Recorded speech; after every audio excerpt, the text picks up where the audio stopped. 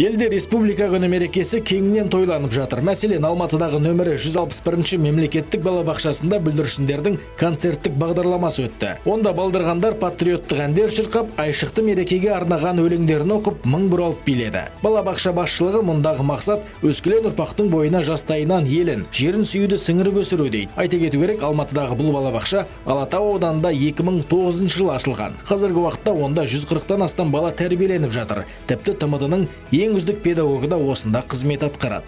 Ондағы мақсатымыз жас ұрпаққа патриоттық сезім ұялату, отанына, жеріне, туған еліне деген сүйіспеншілігін арттыру, және Қазақстанның рәміздерін қастерлеуге тәрбиелеу, жас ұрпақты достыққа, адамгершілікке, саналылыққа тәрбиелеу. Құрметті отандастар, барша қазақстандықтарды тәуелсіздігіміздің биік шыңы болған республика күнімен құттықтаймын.